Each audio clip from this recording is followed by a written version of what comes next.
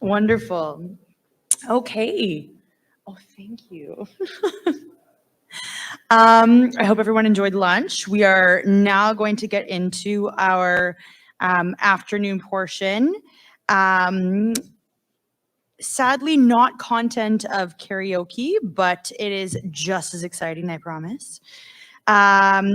So we now have our second panel on multidisciplinary AI, and I will invite Frida back to the stage. We've introduced her before, but she is also going to be moderating this panel and will introduce her guests on stage.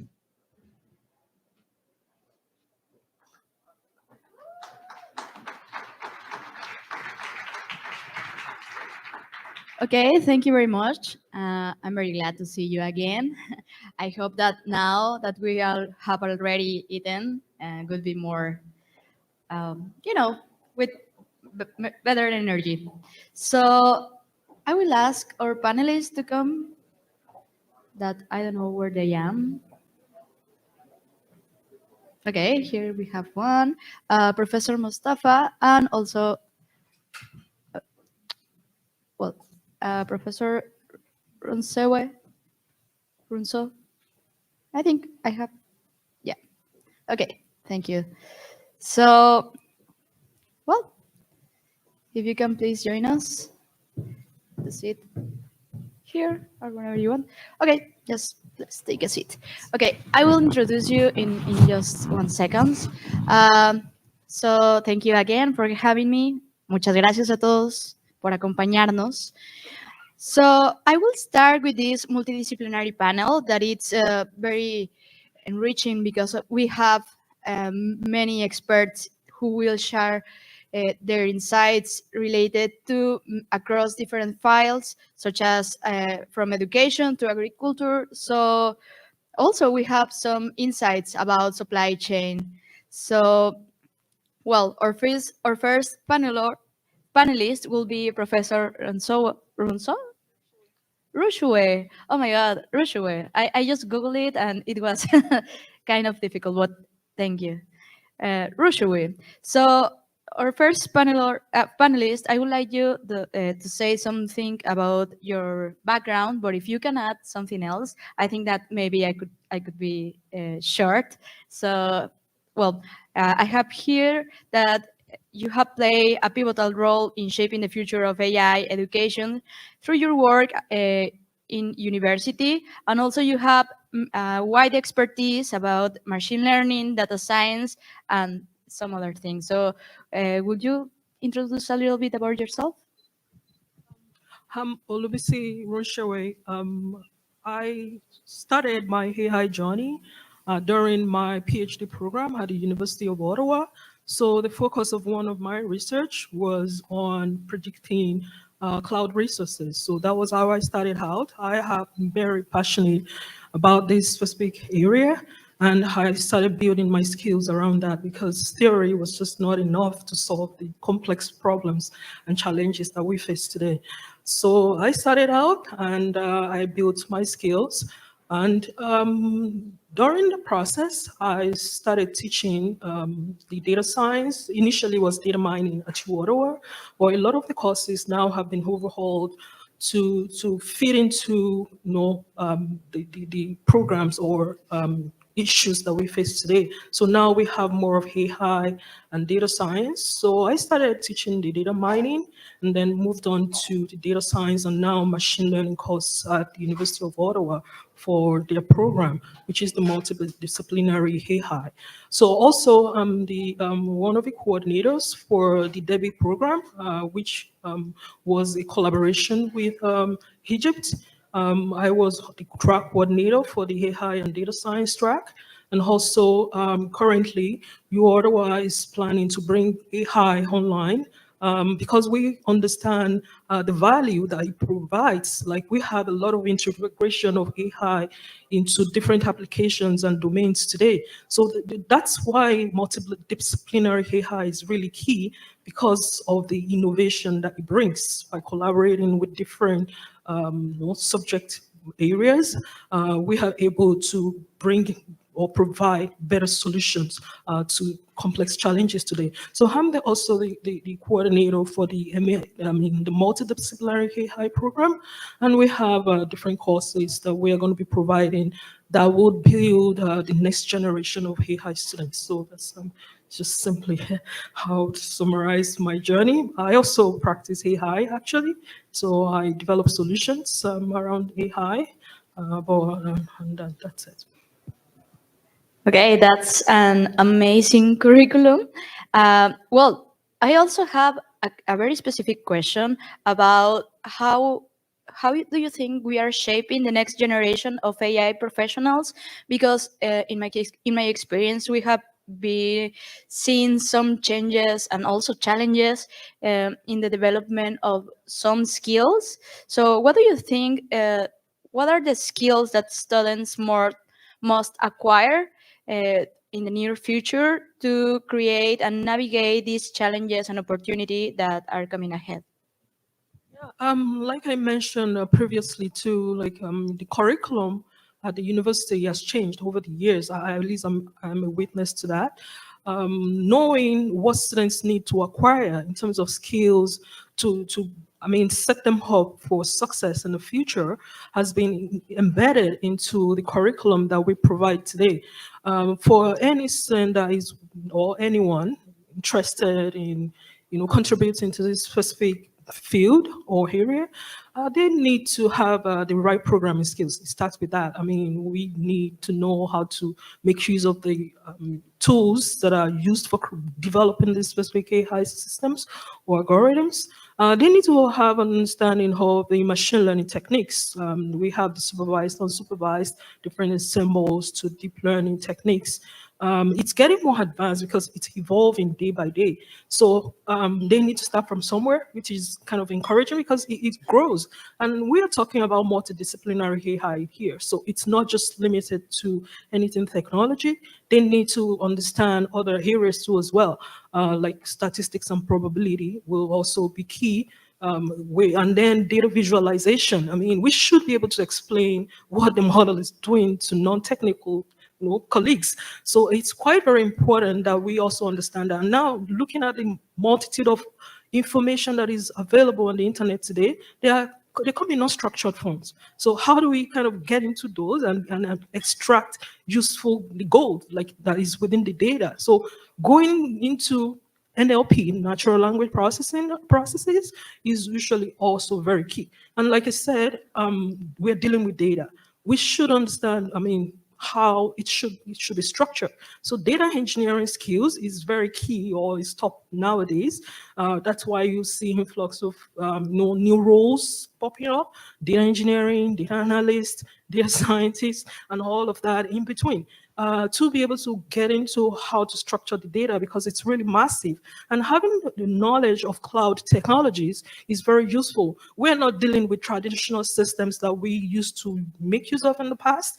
We are dealing with large volume of data that needs to be stored before it can be processed. So that specific skill is also needed to be able to use maybe Azure or whatever cloud provider, Amazon, and be able to store it as containers, or even use cloud technologies that will support distributed computing. So we have seen changes over the years, and collaborating with domain experts. So it's not just limited to the technical skills. We also need to have domain knowledge skills. So you will have to collaborate. You need to collaborate with domain experts depending on which specific domain they need to solve that specific problem. So communication, collaboration is key. These are soft skills that needs to be for people to kind of learn. And so we are seeing changes in how universities are trying to set up people or students for the future by having all kinds of programs that would support them, whether it's the programming, the soft skills through workshops or seminars, collaborating through international collaboration like we did with Egypt and so many other different countries, just to kind of look at things from more of a global perspective. So there's just a lot of work around AI that is ongoing today, and it's really quite interesting. Okay, thank you so much. And now going back to the main topic that I was mentioning at the beginning, I think that also this conversation it's around how are we going to work in the future, and how are we going to collaborate, and how are we going to face the future and the present problems. So I would like to introduce you now, Dr. Hector Perez Marquez, sorry, who is working in research at the University of Alberta, and is at the forefront of integrating AI technologies to revolutionize these files. So this is another topic that gets my attention, because we are talking about this challenge around the world of how to potential holds and enhance food security, and also environmental sustainability, not just locally but also globally. So could you please, Dr. Perez Marquez, elaborate how is AI working to transform agriculture practices in Canada or over the world to solve these kind of challenges? Yeah. Well, first, thanks for the introduction. Thanks a lot to the Mexican Embassy for the invitation, the organizers. This is my first time in Ontario, so it's been great people. It's not what Alberta says about Ontario, so it's a pleasure to be here. In the background, as a PhD student, I start to collaborate to develop automated systems that help producers in agriculture to be more efficient, to optimize their production management.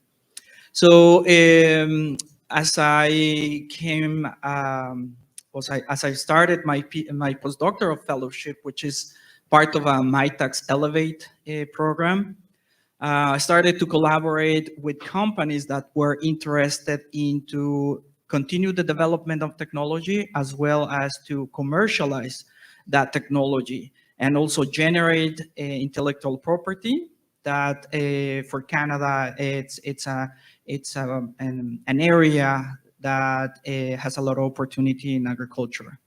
So the benefits of AI in agriculture, I include them in three major factors. The first one is the optimization of the production management, just basically AI, computer vision, neural networks, machine learning is helping to automate or to create autonomous apparatus, robots, to do those tasks that are very difficult for farmers, as well as to do those tasks that are not desirable. Scraping manure, milking cows 3 in the morning at -20, feeding animals during holidays. So that's an advantage for producers to have this technology, provides them with more time and to be more efficient in terms of production. The next factor, or the next element, is the animal welfare. I know that we focus a lot in the production, how to make money, how to be efficient, and how to make a better environment. But sometimes we forget, what about the animals? What about how are they being taken care the proper way? So regarding the animal welfare, the consumers now worry about how the food is produced. Like if the milk I'm drinking or the meat I'm eating is well produced with the best ethics. And the implementation of AI help for the development of non-invasive technology that can keep track of animals to keep them in a better health, expanding or extending longevity, providing better care, identify their behavioral needs, and that's how we are improving the animal well-being. At the same time, we're improving productivity in agriculture. The third element, and which is also very important, is the environmental footprint. So right now, agriculture is being pointed sometimes as one of a major pollution or pollutant in the environment, and because of the methane emissions of cattle, for example. So the use of artificial intelligence can help us to identify animals that are high efficient in terms of feed efficiency. So those animals produce more meat, more milk, more eggs, with less feed, with less energy, with less water, and that way we can reduce the environmental footprint of agriculture by reducing these methane emissions. So I hope that can help a little bit of the question, and we can come back to more details if we have time. Yeah, thank you so much.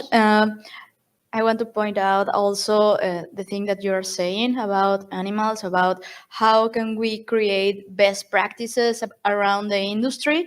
And also I would like to add, like, as a prospectivist, I am a prospectivist too.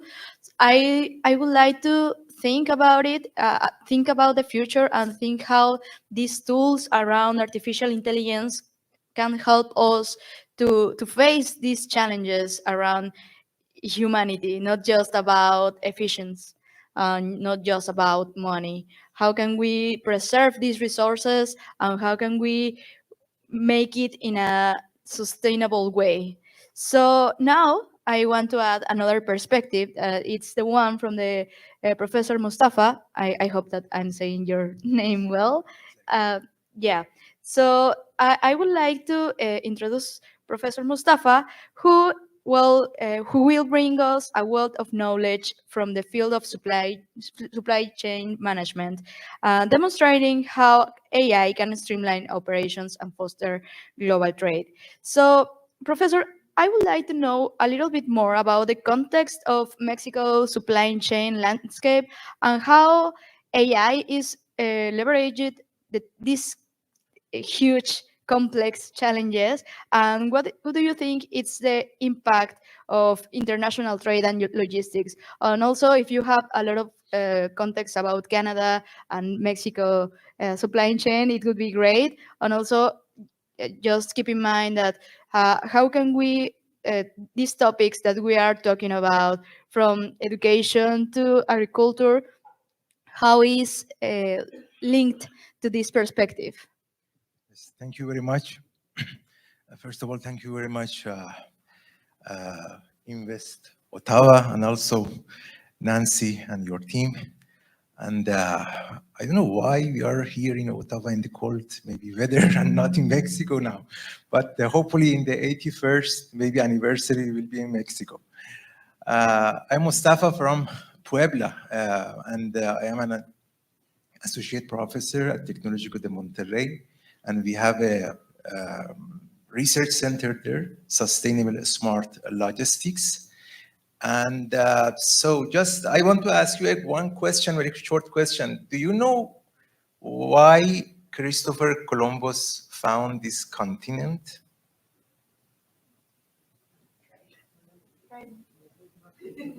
Trade, Okay, just one word. You're correct. Just one word. No.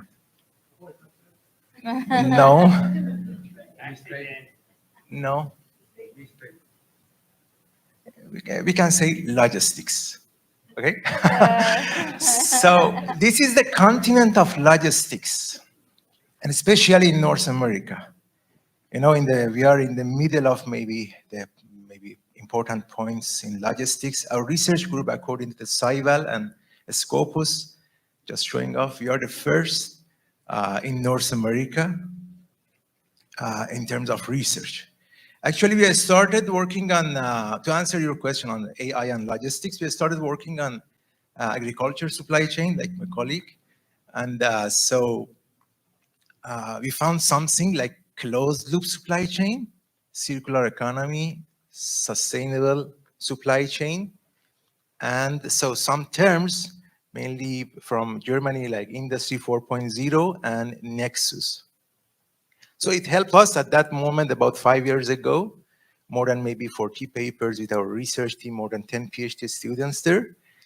And step by step, we found something new on some recent topics. So the first point that maybe pushed us from the beginning was nearshoring to north of Mexico, from United States and Canada. So no enough and good infrastructure for that one. And so it's a big challenge, especially for sustainability. Later, we found that in Mexico, we don't have any special plan for infrastructures like train. That is very important for maybe developing countries, and energy, especially in hydrogen energy that is in trend, especially in European countries. I don't know about the Canada actually, but in Mexico, there is no actually important decision or from the government side actually. So anyway, we worked on those like hydrogen, energy, nearshoring, sustainability, and we found that we cannot go forward without AI. What does that mean? It means that the system is very complex. And so, like my colleague mentioned, in optimization, maybe you can use maybe some heuristics, meta-heuristics, machine learning, or something like that. But the main problem in North America is data. Here is not like European countries. And without data, we cannot make a decision, okay? So before starting on artificial intelligence, let us talk about our human intelligence. What do we have, okay? Let us make it like, keep it short and simple. Simplicity is the key. We make the system that we don't have enough knowledge, like more complex, and then we expect AI to help us. So the human intelligence cannot, to be dominant, cannot handle and manage that system. So according to just maybe to wrap it up, according to our team, our papers, maybe our works, more than 6 years here in North America, we are in the middle of maybe rushing such maybe like immigrants, nearshoring, maybe something new on like Tesla in Monterrey, like Gigafactory. A lot of companies, more than 12,000 SMEs in Mexico. Can you believe it? 12,000 small and medium enterprises, mainly working on automotive industries and agriculture industries without any infrastructure in Mexico, at least. So because the Mexico, in terms of like a cost, in terms of like any maybe important KPI, now is better than China for North America. Can you believe it? So we have some complex system.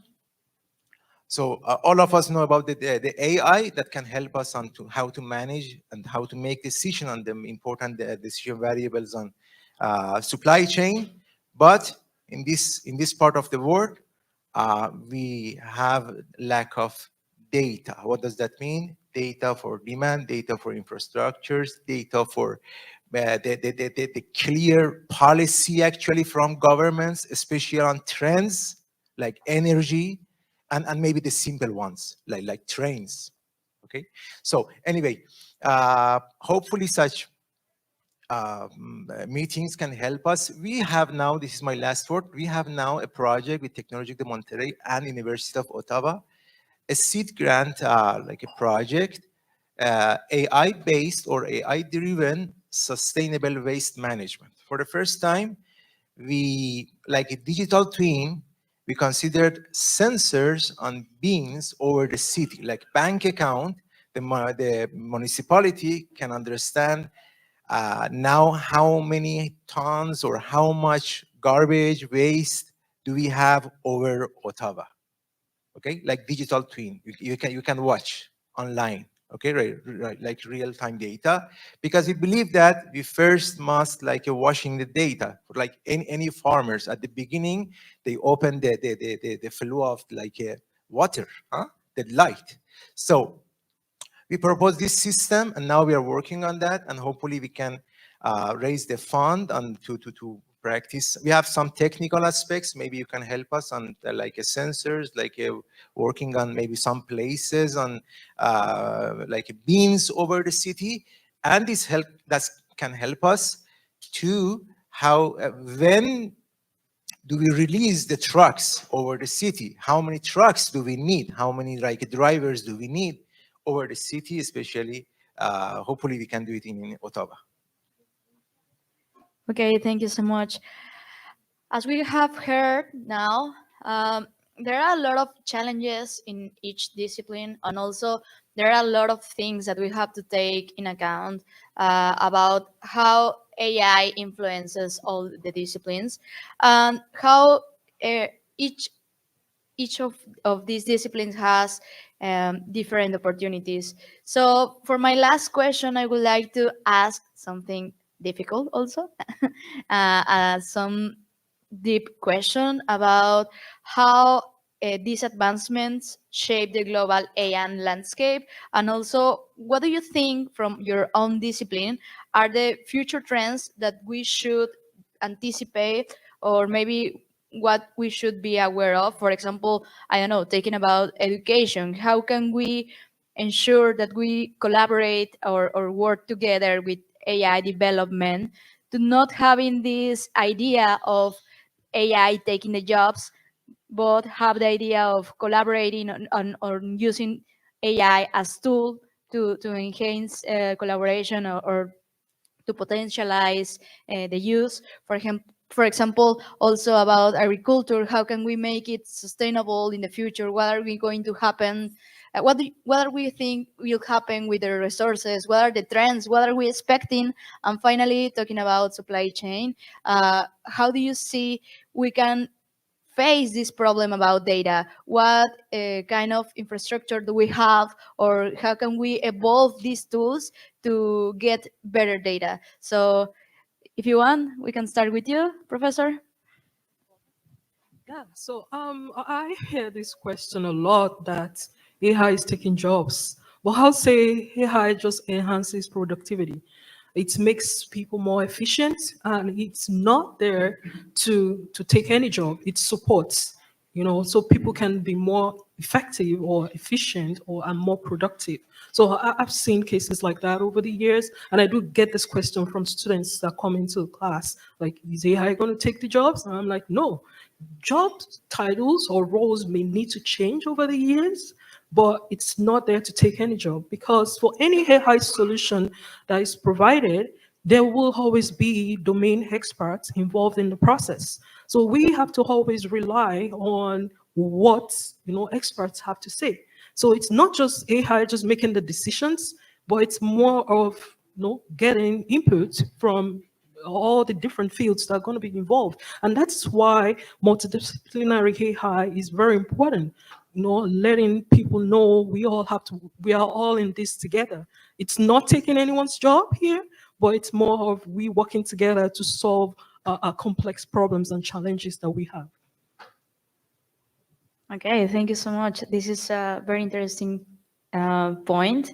Yeah, I think also we need to make more clear about this, about collaboration, about multidisciplinary, because sometimes people tend, or companies tend to let the automated job just for engineers, and they don't take in consideration another parts of the team, or another things more than engineers. So I think it's way more complex than that. So thank you. Let's continue with your perspective. Really good question is trying to predict what's going to happen next with agriculture, and just touching a little bit in the topic on, are we going to replace humans with robots? And I was just going to make a comment that nobody dreams with jobs like scraping manure or milking cows, but maybe you're dreaming, or kids or younger generation dream with building robots, with fixing robots, with a coding. It will be very easy for them because they're growing in a digital era. So the jobs that we will be creating with AI will be technicians, marketing experts, researchers, data experts, highly trained jobs that will replace those labor jobs that are not very well paid. The next, talking about the sustainability of agriculture, recently I was reading an article on how agriculture is going to change because of the weather change. And just going to give you a background. I'm originally from Zacatecas, so I'm not going to bring robots that milk cows to Zacatecas because I know that they struggle with water just for the population. So dairy production requires a lot of water. So all those farmers are going to be relocated to the northern hemisphere, close to Canada. So Canada have a great opportunity in terms of water resources as well as in agriculture.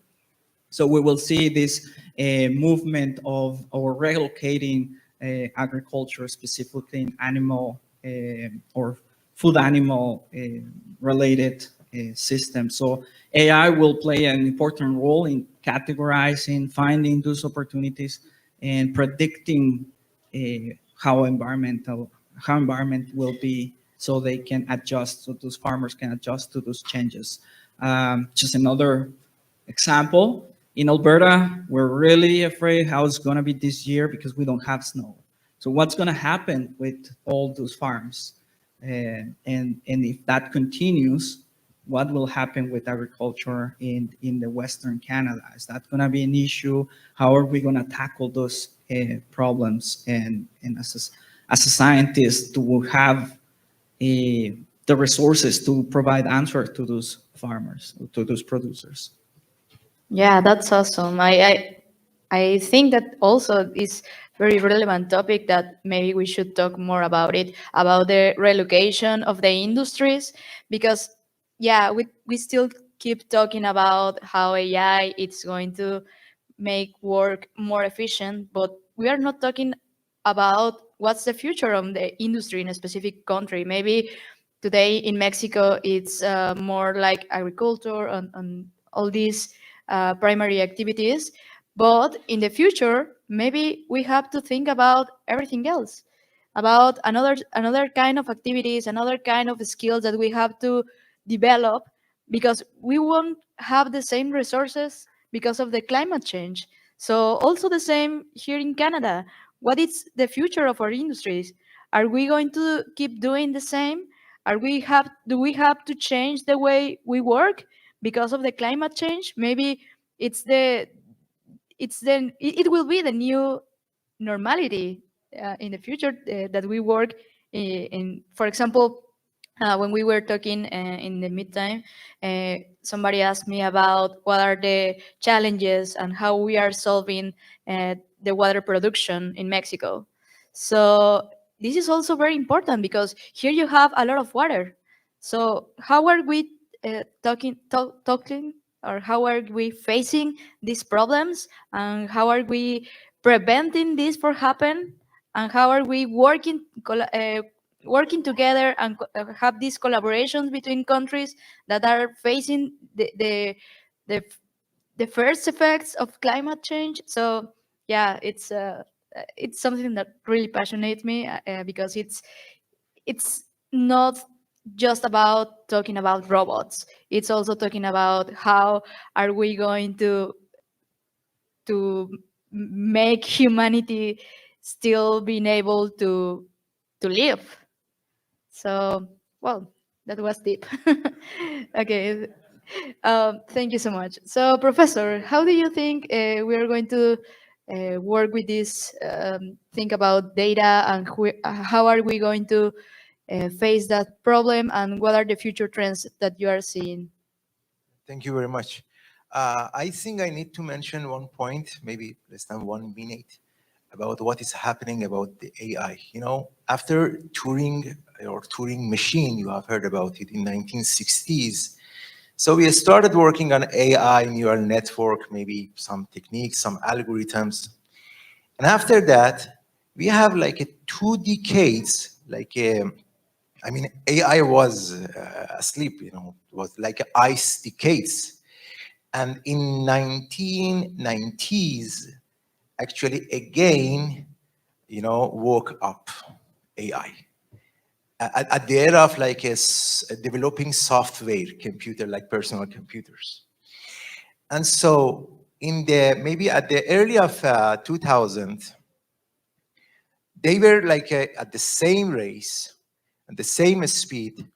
And you can find some maybe technologies like CPUs in IBM or something like that, and developing some algorithms. And that was the decade of the algorithm, the last 2 decades. During my PhD, my like a family name, I developed like a Keshteli algorithm, is like a duck in North America, how to find optimization or something like that. So, but suddenly, like in the last decade, we faced, from different aspects, the development of algorithms, CPUs, especially quantum computing, especially IBM, and some social and environmental, concerns like water, wastewater, sustainability, circular economy, nexus, and some new terms like Industry 4.0, Industry 5.0. So what happened? I am son of both industry and university. I was general manager more than my work in university. I refer this question to one point, not from me, from statistics. I'm telling you from data, okay? So data, information, knowledge, wisdom, in Spanish, sabio, huh? Am I correct? So data is a power, actually. So there are 2 main points. This is not my word. The first point, especially in North America, we have lack of data. We can handle it with AI, like time series, predicting, forecast. Predicting is not correct. Forecasting or something like that. Lack of data, enough data. So without data, we cannot make a good decision. And our governments in North America must follow, like France, I know, recently they started. They make the decision, even political decision, governmental decision, environmental decision, based on data. So this is the main problem. So for some countries like Mexico, also we have some infrastructure problems. And the next point, according to statistics, I refer you to statista.com, they did the same a survey to answer this question, especially in automotive industry. The main point that all of us, the result was actually, all of us, like industrial practitioners, academia, now are confused, by rushing from different aspects that I told you, and especially, we have lack of good leaders and management that they cannot understand AI and suppose that this is like superstition or maybe from the other planets that come, because they didn't understand exactly what AI means, because they didn't understand what human intelligence means. I'm teaching at university, and you have maybe your sons, maybe your family in university. Our students now, the syllabus the syllabi are not enough for AI. Our universities are not agile. I'm a university professor. Our new generation are not ready. They make themselves to be like skilled workers, like programmers, like writing code. We face, I don't want to use will, we are facing actually now lack of managers in AI. Maybe you say that, so it is not my business. No, as a simple manager, even for Circle, Oxxo in Mexico, even you have a small car wash or maybe a simple maybe farm as a farmer. Without application, you cannot work anymore to find suppliers, to find customers, to predict or forecast the weathers, when you should like cultivate your maybe corn, avocado, maybe soybean. So we have lack of data, number one, and number two, our universities are not agile. are not agile. That's why I enjoy some meeting like this to fill the gap, actually, to fill the gap. So none of us, sorry, I'm talking a lot maybe, none of us knew about the AI about maybe 2 years ago. This is new, okay? Let us be frank. This is new. Let us learn. Let us read. Let us study. Let us make new managers. I'm teaching in university. You are teaching in university. Our syllabi, or for example, in 1960s, optimization or maybe algorithm or something, machine Turing, maybe a period. Okay, so let us fill the gap. Let us be agile. Let us accept, make it simple, and go step by step, especially make our new and future leaders. Okay, thank you so much. Wow, that was also, yeah, because we are living at a transformational moment. Yeah, we don't have all the answers, but I hope that we start creating new questions, because if we don't have the right questions, that's going to be a problem. So thank you very much for all your insights. I think that every point that you have talked in this conversation is really, really important. For me, education is one of the most important things that we have to work on in this new era. So also about resources, about leaders. So thank you so much, and I'm really grateful for having you here. Thank you for giving us the opportunity to talk about these topics. And well, I just want to let you to reflect about these things more than AI. What is the future that humanity have with AI? So thank you so much.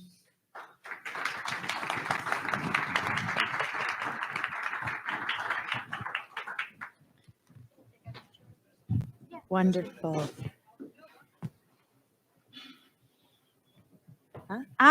We have time for questions. I didn't even think of that. We ran out of time this morning, so I was okay. Do we have any questions for our panelists and our moderator? Oh, they're gonna make me run. Yeah, that's great. Okay. Hi, I have a question for this guy. Okay. I remember one of your last, Marquez Gonzalez, but I don't remember your first name. Okay. Hector. Hector. Okay.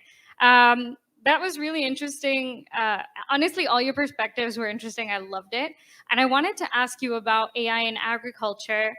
And I think this is more of a long-term future. This is not maybe something that's happening now, but what do you think about using tools like CRISPR maybe to well, not what do you think, rather what's happening in the world about using AI to kind of genetically modify animals to make them more efficient?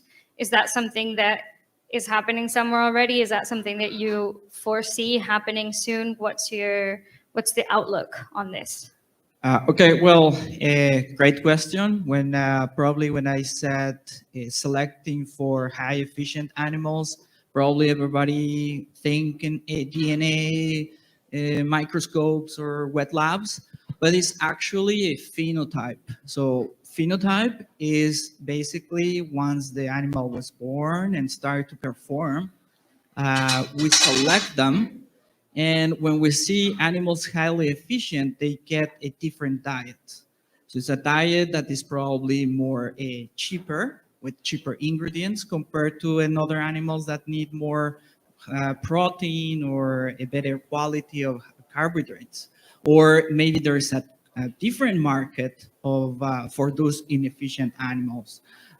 We need to be very careful on selecting in terms of in the genetic world, because there can be issues later in the future of selecting these high efficient animals can result into animals that no longer can survive without the human beings.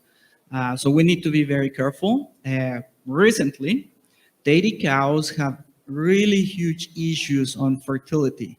So they cannot reproduce. They really have a hard time reproducing, and we need to give hormones. That's a very unfortunate thing, because in the 1950s, we start to select for milk production. So we have cows that produce a lot of milk, but they fail to reproduce. So those are issues that we need to be very careful and regarding on selection. But in terms of feed efficiency, it's a more a phenotype selection. It's once they're already in the farm, we can sort them and divide them, or to give a different purpose for those inefficient animals.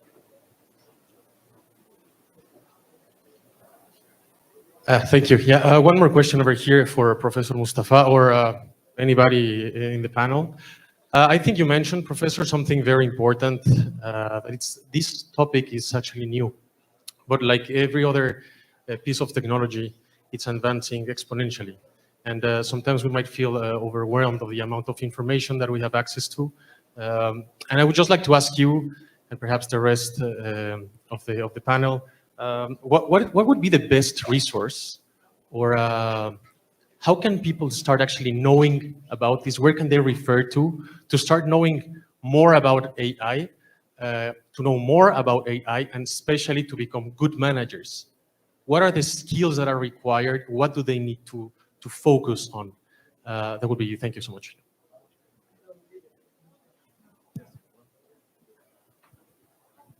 How much time do we have? Okay, maybe. I shouldn't have this much power, but I do.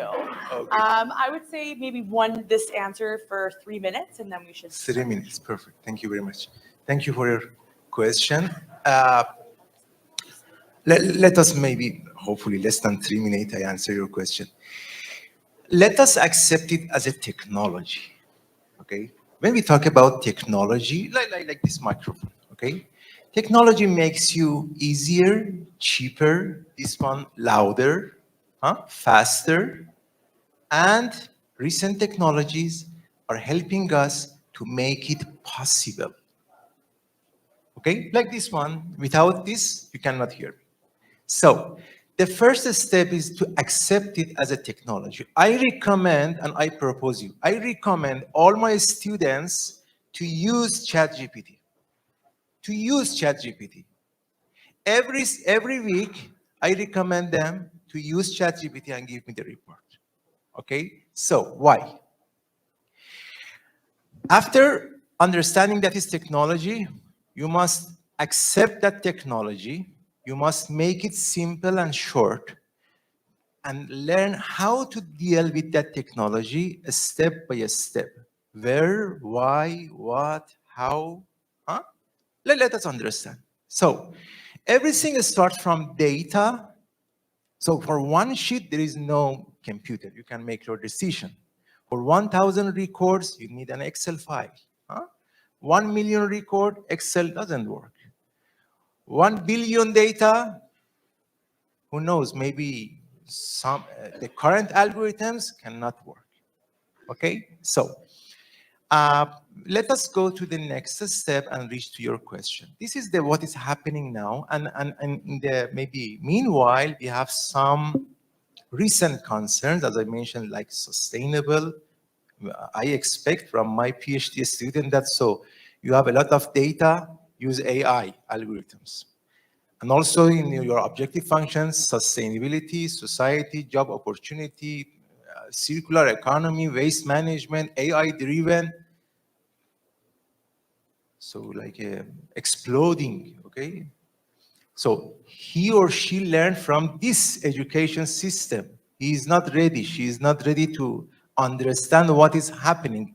If you open the YouTube, so a lot of algorithms, a lot of something about data. So according to some books about the preliminaries, that they're like a philosophy of AI, they say that let us define everything according to human intelligence first, and then artificial intelligence. Okay? So I back to your question. How can we have like a good managers, good leaders, at first with human intelligence? Just think about it. Our students, our managers, our new managers can trade off cost benefit. Even your sons, your maybe girls, in daily life can benefit, can make a decision which mobile phone is better, cost benefit. Huh? No, they are not ready. With this education system, they are not ready. So the human intelligence is not working well, cannot manage, cannot understand the problem. If you understand the problem, so I give you the skill. This is tool for you. Okay? So at first, we cannot understand the problem precisely most of the time, and like most complex system, and then understand and accepting the tools, which tools are good for that one. Okay, this is like a preliminaries of problem solving. I was invited from a conference, whose name was a smart sustainable, a smart supply chain and logistics. After 2 days in Mexico City, I asked that what is the difference between sustainable and logistics? After 2 days conference, no one could answer my question. What is the difference between logistic and supply chain? If we cannot understand what is AI, so we should regret. Come back again and study. Huh? Let us go step by step. This is very simple, but exactly the point that is not happening now in universities. This is the point. Okay. So anyway, thanks to university, thanks to YouTube's Coursera, Udemy, I don't know, the MIT courses or something like that, we are full of tools and skills. All of us are like doing programming, coding. We are talking about AI or something like that. But the point is that for most cases, we cannot understand the problem precisely, and we don't know which tools from AR or other technology are suitable for that problem. Okay, this is very simple. If you understand, you can manage. Okay, even you want to buy a mobile phone, car, launching a grocery store, or a big supply chain in North America, it doesn't matter. It doesn't matter. We have only a scale up, but from that point of view, it doesn't matter. Okay? You want to add something?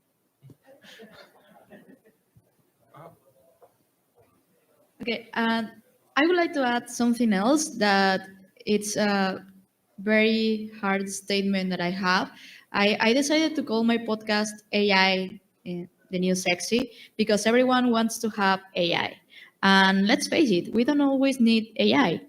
So it's incredible that we always want to use it. We always want to be efficient. And sometimes this is not the best approach. So I think that there are many problems that we don't have to use AI, or we don't have to use automated systems, because there are problems more related about values, about context, about, I will say something like pretty hard, but let's think about war. They are using AI a lot. And I don't think war is a problem that must be solved with AI. There's another ways. There's another kind of solve these problems.